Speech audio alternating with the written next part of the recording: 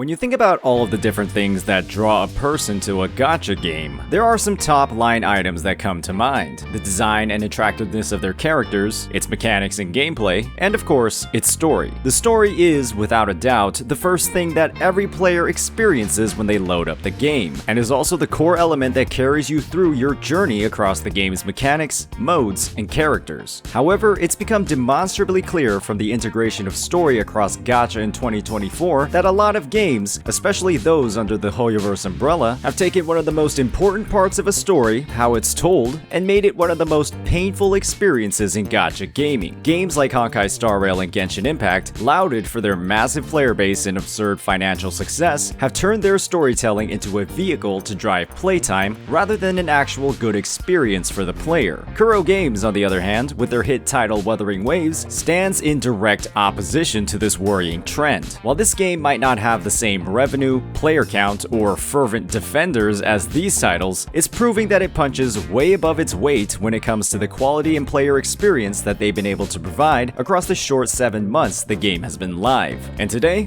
we'll be taking the time to break down how this is the case, exploring what makes Wuthering Waves' storytelling so impressive compared to its peers in gacha, why other games have failed to live up to the early expectations set across their player base, and what Kuro's efforts have led to for the gacha space as a whole. As always, if you're enjoying this content, please hit that like and subscribe button. A fact of the matter when it comes to Wuwa's overarching story is that it has, quite literally, the most cutscenes in gacha gaming when compared to other top titles like Genshin Impact, Honkai Star Rail, and Zenless Zone Zero, despite the many public critiques top content creators have made in the space that have proven to be demonstrably false. When a developer tells their story in this fashion, emphasizing showing rather than telling, players witness visual spectacles and absurdly detailed breakdowns on what the characters are actually doing, rather than simply hearing about what they're doing. A mechanic abused in Hoyoverse titles where the devs spam static screens with dialogue at their best and completely blank screens with a description of what's going on at their worst. When you lack the show in show not tell, devs drive a disappointing lack of engagement across their players that makes the storytelling experience an absolute slog, with gameplay that essentially plays like a visual novel in titles where the gameplay is quite literally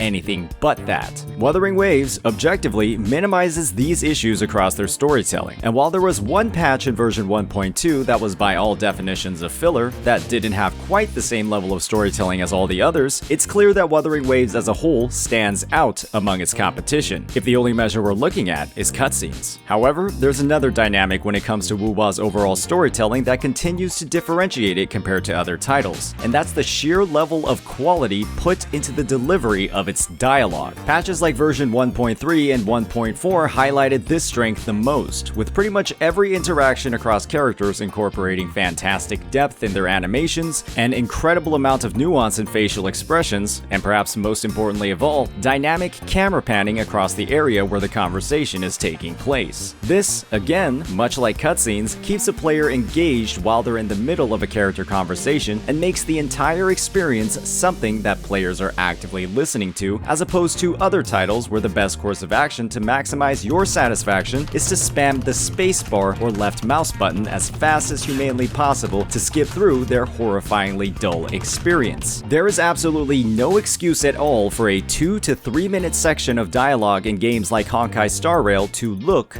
like this. Characters alternating between 2 or 3 poses across the entire conversation with a completely fixed camera, all bundled with incredibly verbose, bloated, and uninteresting dialogue. It's evident that there's an absurd lack of effort put into the storytelling experience in Hoyoverse titles, all for the pursuit of extending your playtime across the patch with as little investment as possible. Shocking behavior from a company that reportedly makes billions. The last component of Wuwa's storytelling, and arguably its most controversial, is the presence of a skip button. Many fervent supporters of past Hoyo titles argue with all their might about how a skip button is a net negative to the game, claiming that it diminishes a player's understanding and engagement with the story as a whole. This argument holds true if a player is constantly skipping important main story quests, but completely falls apart when you consider how many dull, uninteresting, and pointless dialogues you're forced into when it comes to things like world quests, quests, side quests, or even daily ones as well. Forcing an audience to strap in and fully listen to unvoiced conversations just to farm premium currency when it's clear that the experience is extremely low quality is one of the fastest ways to drive player dissatisfaction, disengagement, and lack of desire to actually play the rest of the game. Tasks like claiming Harmony Trailblazer's 6 Eidolons involves countless conversations with a mind-numbing number of NPCs across Penacony just to make them usable in endgame content, and quickly became a task that felt like you were actively suffering just to get a reward, as opposed to a satisfying experience that involved, well, actually playing what the game was advertised as. Having that skip button available across all content lets players focus on doing what they came to the game to do: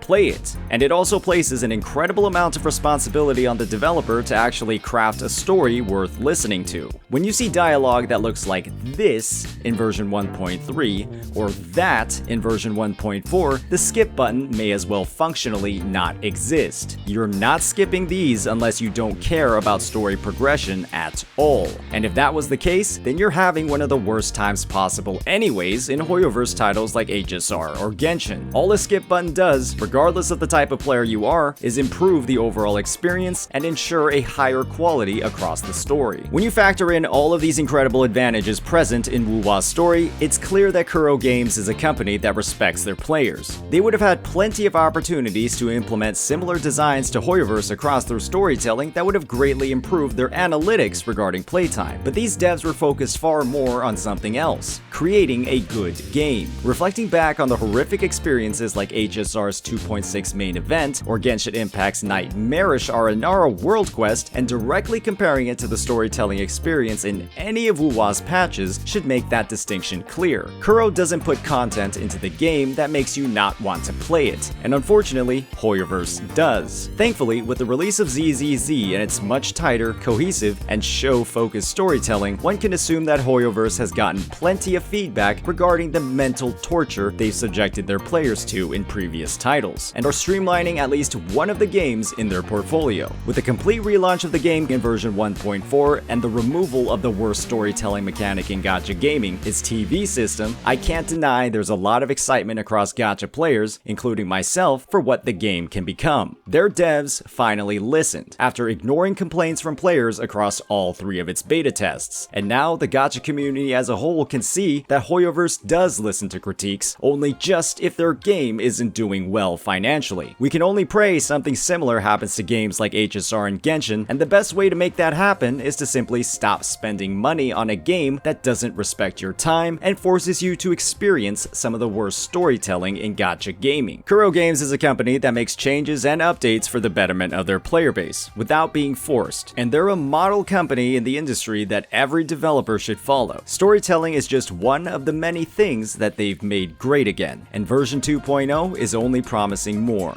As always, if you enjoyed this content, please hit that like and subscribe button. Peace out.